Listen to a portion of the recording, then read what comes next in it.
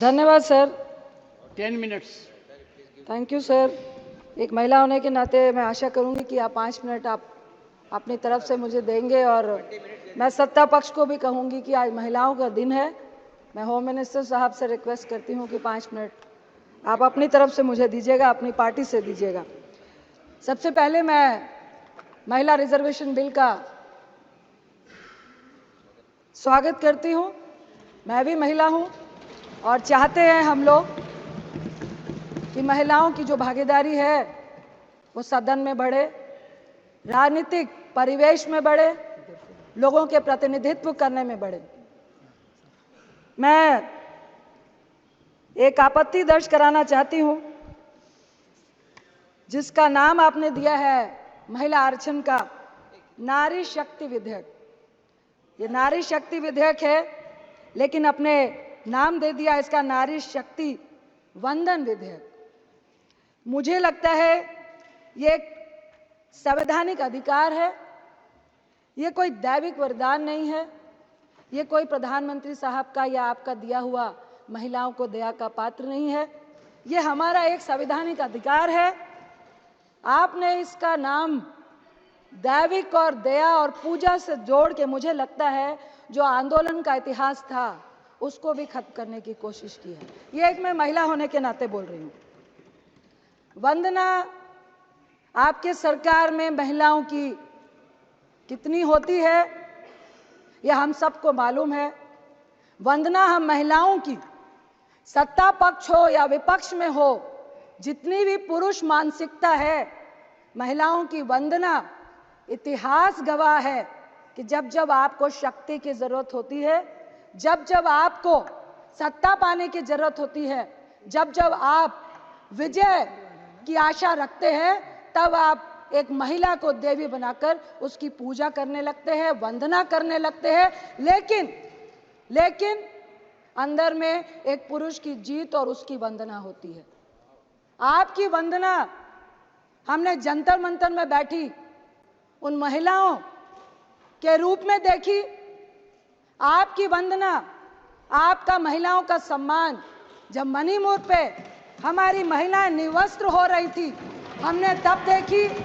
आपकी वंदना और आपकी पूजा और सम्मान जब एक रेपिस्ट को बचाने के लिए, जब आप सत्ता पक्ष वालों को यह मालूम चलता है कि वोट की राजनीति में जरूरत है, तो मैं रिक्वेस्ट करती हूं, हमें अधिकार चाहिए। दया का पात्र ना महिला कभी थी ना होगी। यह हमारी करुणा है, हमारी ममता है कि हम आपको, अपने आप को आपके सामने दया का पात्र बनने देते हैं, क्योंकि हमारे में इतनी करुणा है। हम आज इस नए सदन में बैठे हुए हैं, मैं प्रशंसा करती हूँ, बहुत अच्छा है, लविश है। लेकिन एक बात जरूर कहूंगी, जो पुराना सदन है वो घड़े का पानी है और ये जो नया है रेफ्रिजरेटर का पानी है। और घड़े के पानी की जो महक होती है ना, वो जिंदगी सालों सालों तक हम भूल नहीं पाते हैं। बस इतना फर्क है, ये आपको भी सोचना पड़ेगा कि आखिर ये फर्क इस पुराने बिल्डिंग और नए बिल्डिंग में क्यों है। मैं जरूर बोलूंगी कि आप महिलाओं के अधिकार की बात कर रहे हैं।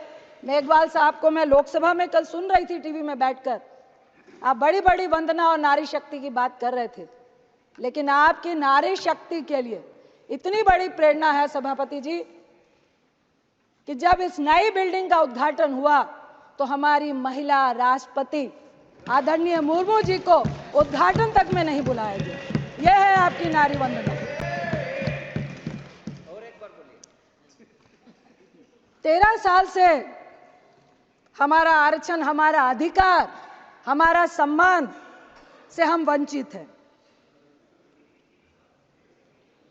लेकिन मुझे आपके इस बिल में षड्यंत्र नजर आता है। 13 साल से राज्यसभा में हम लोगों ने पारित किया था और आज आप इसको लेकर आए हैं, अरे प्लीज सुनिए ना। आज आप इसको लेकर आए हैं 9.5 साल के बाद। 2014 में आप सत्ता में आए, आपके मैनिफेस्टो में था महिला आरक्षण देना है। 9.5 साल क्यों लग गए? मेरा पहला सवाल आपसे यही है। दूसरा सवाल, महिला आरक्षण के लिए आपको स्पेशल सत्र बुलाने की जरूरत क्यों पड़ गई? प्रचार करना था। जो लाइमलाइट लेने की आदत आपको हमेशा से रही है, इसमें भी महिलाओं को भी आपने यूज किया है। तीसरा सवाल, आपने कहा जातीय जनगणना और परिसीमन का पेच जो आपने लगाया है, क्यों लगाया? मैं आपसे पूछती हूं, आपने इसका जवाब दे रहे थे कल कि अगर हम ये नहीं कहते तो आप पीआई लेकर सुप्रीम कोर्ट जाते। अरे आप तो वो लोग हैं जिन्होंने नोटबंदी लगाने से पहले किसी से चर्चा भी नहीं की और 155 लोग लाइनों में मार दिए, तो अभी ऐसी कौन सी बाधा है? आप वो लोग हैं जो किसान का काला कानून लाने से पहले किसी से नहीं पूछा, 750 किसान शहीद हो गए, लेकिन वो आपकी बाधा नहीं बनी। 1 साल तक लगातार वो सड़कों में बैठे रहे।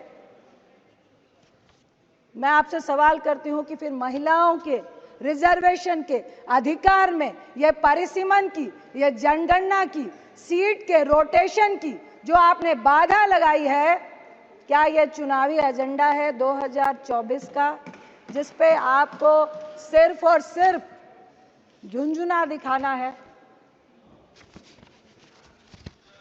मैं आपसे आपकी नियत और अपने कांग्रेस की नियत के बारे में सफाई देना चाहती हूँ, उदाहरण देना चाहती हूँ। आप महिमा मंडल कर रहे हैं कि आप महिला रिजर्वेशन बिल लेकर आए, लेकिन मैं आपको उदाहरण देती हूं कि 9 मार्च 2010 में जब यूपीए 2 राज्यसभा में जब यह बिल पारित हुआ था, यानी सत्ता में आने के 1 साल के बाद, यानी कि हमारी मंशा आने वाले लोकसभा में इसका प्रचार करना नहीं था। 10, 11, 12, 13, 14 में चुनाव था। हम सिर्फ और सिर्फ महिला को सशक्तिकरण करना चाहते थे।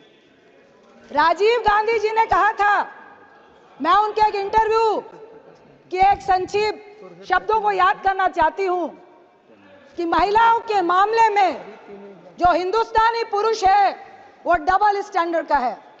एक तरफ तो वो ऊंचे सिंहासन में महिला को बैठाता है, लेकिन दूसरी तरफ जब उसको सम्मान और समानता का अधिकार देने की बारी आती है, तब वो अपना पल्ला खींच लेता है, जैसा कि आपने हमारी राष्ट्रपति जी के साथ किया,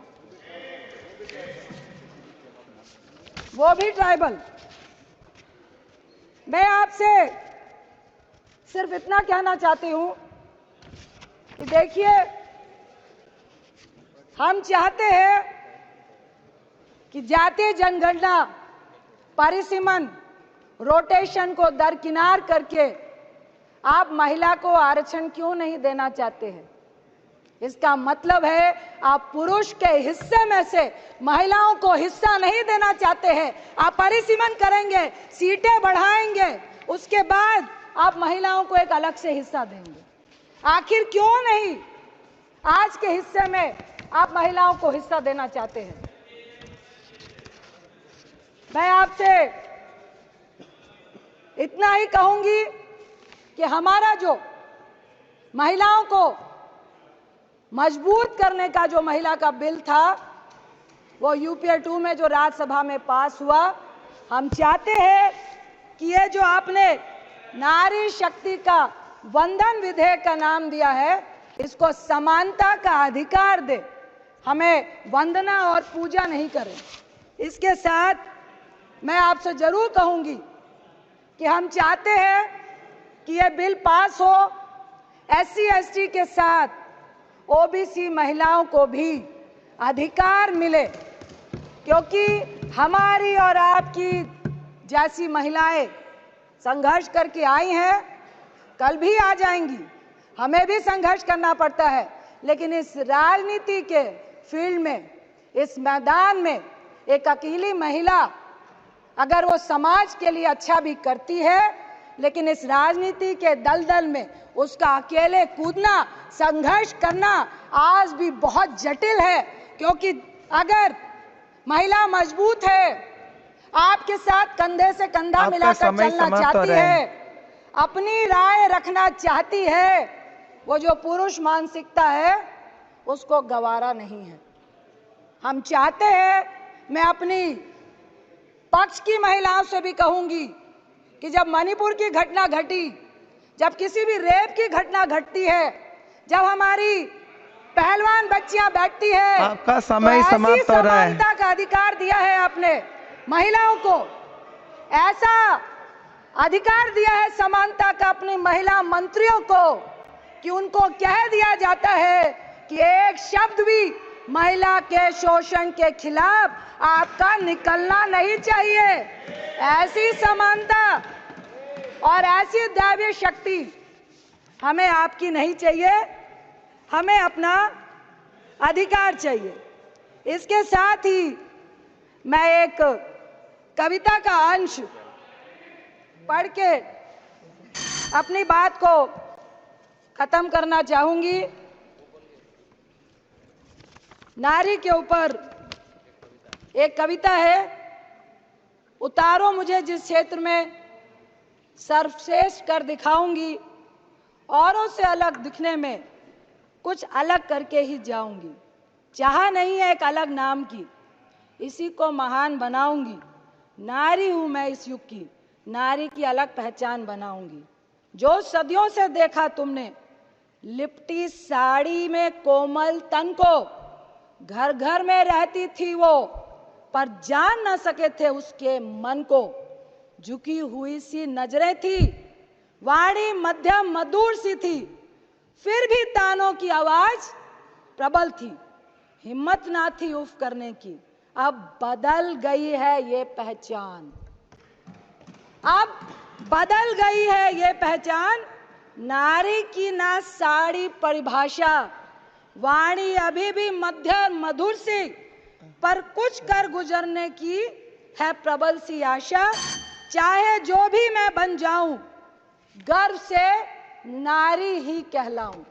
मुझे गर्व है कि आज सभापति की चेयर में हमारी ओलंपियन पीटी उषा जी बैठी हैं। मेरा बचपन का सपना था, जब मैं पूजा में जाती थी और गॉड से विश करती थी, मुझे राजनीतिक व्यक्ति नहीं बनना था कि मुझे पीटी उषा जी की तरह गोल्ड मेडल लेना है।